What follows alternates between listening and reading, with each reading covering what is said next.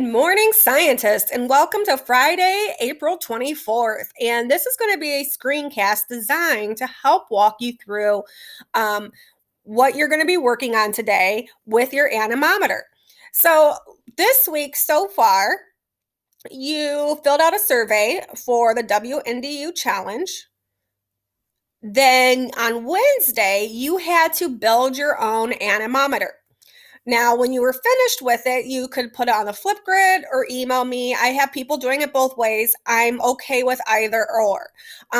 The reason I didn't have an assignment here posted is because, or like a place for you to hand it in necessarily, is because I wasn't sure if people were going to do videos or images. And so I kind of was trying to give you a little bit more flexibility. Now, if you did not do this before you can do Friday's lesson, you need to build your own anemometer. And you can do that by going to our WNDU friend here and watching the video of how she constructs the anemometer. Okay. And she's going to work through it. This is part of her weather school that she does. WNDU does it every morning at 8:10. They do a new adventure. The other options are, let me go back here. We have some other alternative construction. We're going to talk about anemometers in a minute, but there's all different ways that you can do it yourself at home. And so we can really be flexible on this. Don't feel like you have to have the perfect equipment. We can modify it just with different shapes. You can get sticks outside. You could probably take filter paper and change the structure of it. If you have any leftover plastic Easter eggs, you can use that too. Okay, so don't stress about having the exact right materials, because we can do this. Is a flexible assignment. This is a flexible lab. So for today's portion, I'm going to assume that you have your anemometer with you, and now you're going to open up the Google Slides attached to this assignment. If you did not do the anemometer, I'm going to keep saying this over and over, you're going to have to go back and do that first. Now, the screencast that I'm doing right here, I am going to put on the bottom as well as on our homepage so you can refer back to it. Now, this assignment will take 3 days of collection, and then you have to analyze your data. And so Friday, Saturday, and Sunday would be 3 days worth of data collection. And then the plan is analyzing and finishing it up on Monday. So therefore, Monday's assignment is basically what you're starting today. So we're going to go into it now. And when I go into it, it presents me with a page, a Google Slides. It is worth 20 points, and I'll talk to you about the breakdown as we go through. And I think I already have it popped out here, so we're just going to go through the one that I have here. So the idea here is that we are measuring wind speed. I thought this was a cool way to introduce motion and Newton's laws, which we're going to be finishing off the year with, especially with it being spring. And, the March wind doth blow is one of the poems that you might have heard about. And I'm sure you've heard about the devastating effects of tornadoes. There was, in fact, a tornado that just touched down again last night. And so understanding wind speed and being able to make predictions based on wind speed will help us understand our weather a little bit more. And it has other implications too. So this screencast might be kind of long, and I apologize for that. But I do want to go through some points here. So when you're hearing on the news and forecasters, the meteorologists talking about how fast the wind is going to blow, the thing is it's kind of interesting how they measure it. You can't see it very easily. So it's not like you can use a stopwatch or your speedometer on the car or see how fast someone is going, because you can't really see it, even though it is matter. Okay. Fortunately, scientists are kind of creative, kind of inventive, and there's a couple of clever ways of measuring it. One of them is the anemometer. So wind is just simply moving air. During hurricanes, which the season for hurricanes comes up in August through like October. Winds can reach over 155 miles per hour. A tornado can have winds as fast as 512 kilometers or 318 miles per hour. Now, all of these pictures here are used to measure wind. They are a collection of anemometers, which these happen to have like dome-shaped devices. Here's one from an actual weather station. Here's a little handheld one. And then also some of them will have what we call a wind vane. The anemometer measures the speed. The wind vane measures which direction it's going to go. And so we're going to talk about velocity later on. And velocity is simply speed with some sort of direction. And so we can actually start talking about the velocity of wind and not just the speed of wind if we have both of these. But we're just going to focus on the anemometer right now. So on Wednesday, you had to construct your anemometer. During the construction, you may have realized, and I've said this before, you might need additional materials or that you had to change it around and kind of improvise. And that's the thing with models. There's all kinds of ways to make a model. And if you just Google anemometers, I wonder if I can do that right here. Do it yourself, anemometers.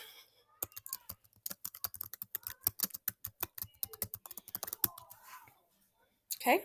You'll see that there's all kinds of different websites out there. And that's the cool thing with the internet, is that it gives us access to ideas and lets us have other ways to kind of tweak it and make it our own. So again, there's not one set way. Here's a couple of examples. Kimberly Newman used on hers these little metal cupcake liners. Here we're using cups in a water bottle. Here it looks like we're using cardboard cups, some clay to make it stick up in place. And so there's multiple ways to do it. The key is that you want to have something that can rotate around, and we'll talk about that in a minute, okay? Because when the wind comes, okay, the air molecules are coming in. The force of the wind will make these rotate around. So that's the key, is having something that can rotate around here.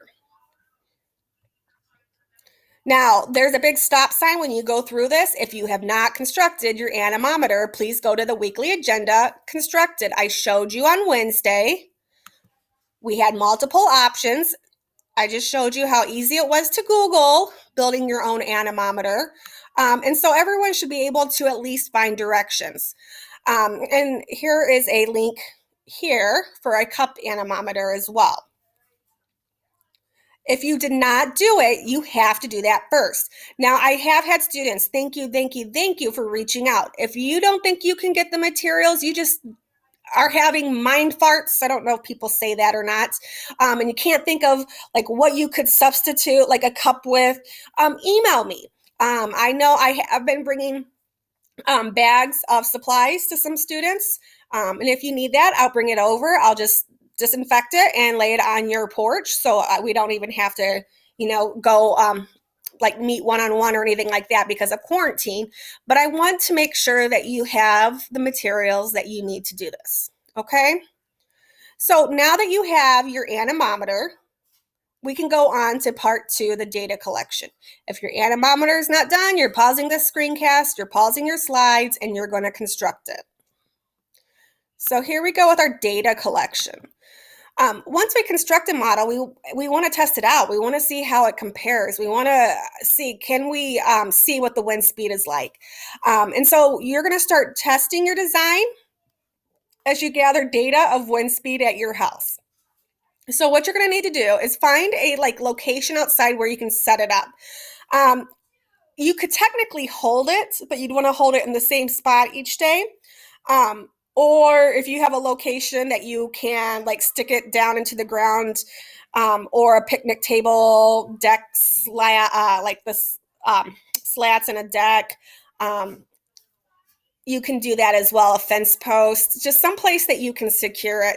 And if you have a sister or a brother or a cousin that can help you out, and I'm saying that because you're going to have to do some counting while you're letting the anemometer go. And so sometimes it's a little hard to be holding it, watching it, and counting at the same time. So if you can find a spot or someone to hold on to it for you, it might be a little bit easier. And so, like, here's an example of an anemometer. It looks like it's stuck down in the ground. Here's one that's just propped into a water bottle.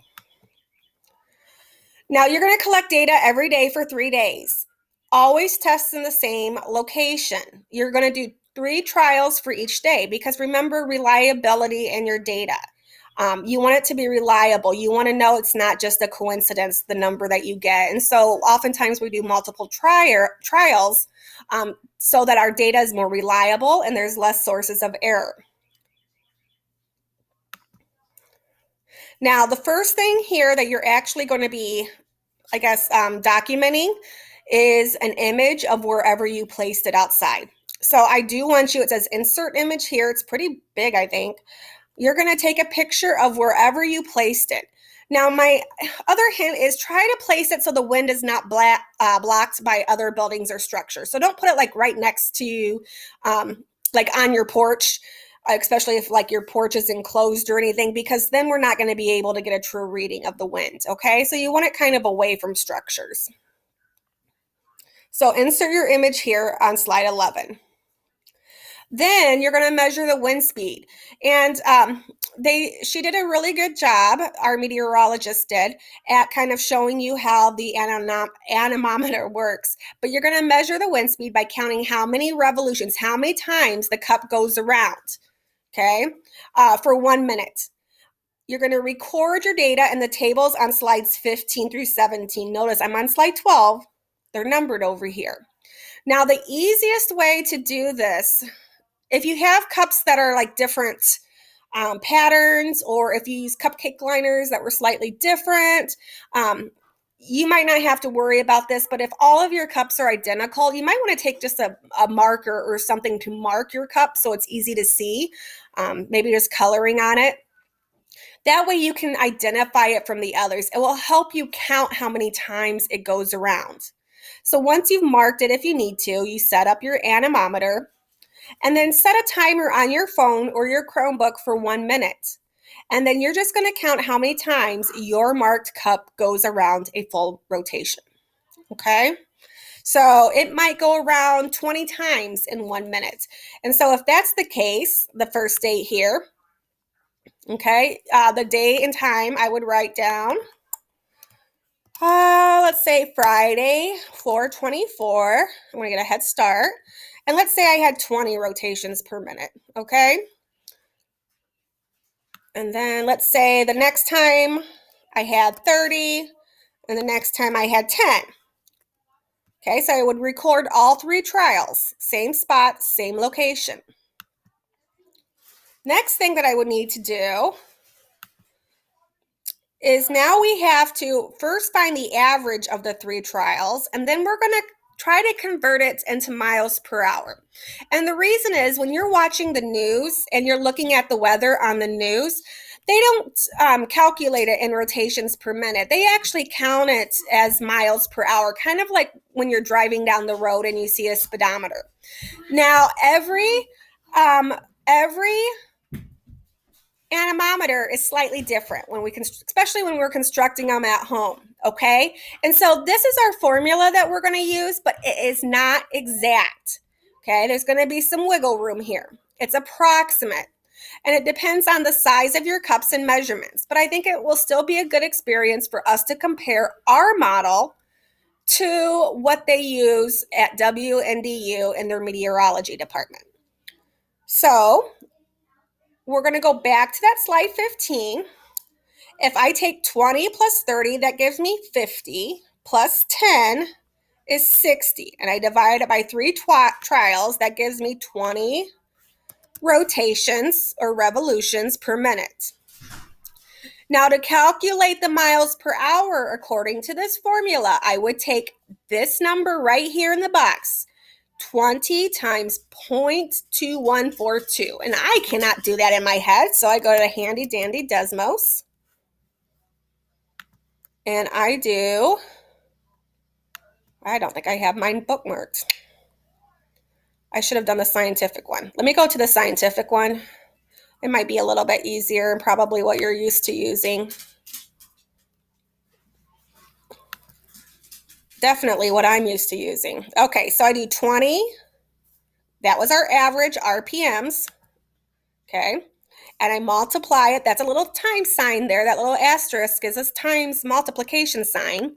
So I take 20 times 0.2142.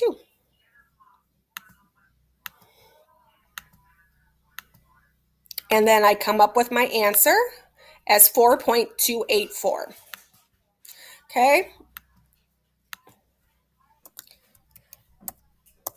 Awesome. And so now we've gotten the hard part out of the way. We've done the math part. But now what I want to do is I want to compare our model to what they're using at WNDU.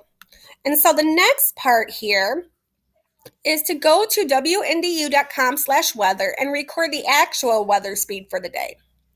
The anemometer and weather station they use is much more precise. It's digital. It's called what we call calibrated, which means that it's been tested to measure accurately. And so we're going to compare our models to theirs.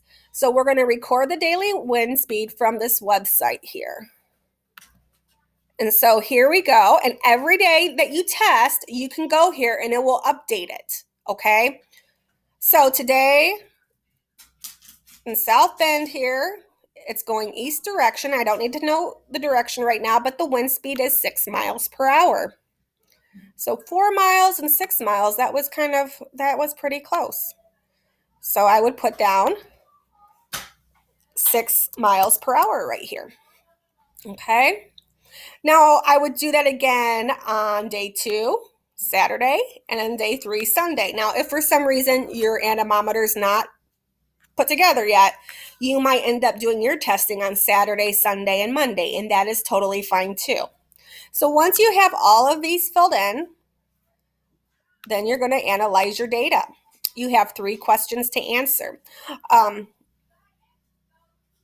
Right here in blue is where you're going to type it. How close was your wind speed to that reported at WNDU? I want you to answer that. What are some factors that might lead you to your model giving different results? I do not want you to put, my model gave me the same results. Okay?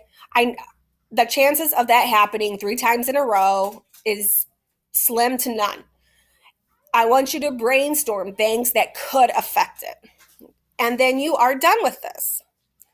Now, really quickly, though, some big ideas here is by the time we're done with this assignment on Monday, there are 5 key takeaways that I hope that we're getting out of this. The first being we can't see wind, but it is still a matter, okay? Air, it's in a gaseous state. So I think that you probably learned about solids, liquids, and gases as being states of matter. And when they're states of matter, it means that they're made of tiny particles called molecules. And these molecules follow certain rules in science. The first one that it's following, and our meteorologist talked about this, is Newton's first law, where force from atmospheric pressure affects wind speed and direction, meaning that wind's gonna keep going until something stops it. In this case, it's gonna be stopped by the force of the anemometer. I can't talk. By the anemometer when it encounters the anemometer. Newton's second law, and we'll talk more about who this Newton person is. He's a scientist. He's a bigwig in physics. We'll talk a little bit more about him in the future. But Newton's second law says that when forces act on a body, in this case, a body is just anything solid. Think about it almost not even a solid. It can be any substance. So in this case, the anemometer, when a force acts on that anemometer, the momentum of the movement is proportional to force acting on it. And that sounds really fancy schmancy for saying if you increase the wind force, you increase the anemometer force, and we notice that with an increase in speed. Okay, and I might even go through and then just highlight that part because that's really the big idea here. Also, an anemometer is a tool that can be used to measure the speed of wind, and that models like you have developed help us understand science, and they can be refined, meaning we can change them. They can always be made better depending on what materials, what observations we make. But that's part of engineering, which goes with science a little bit, is that you're always trying to make something better. Okay, so I hope this helps. And if anyone is interested and had fun with this, join First Alert Weather School for more activities. It's at 8:10 a.m. And you can watch it on actually WNDU or Facebook Live. Okay, so take care, guys. Email me if you need those materials. Okay.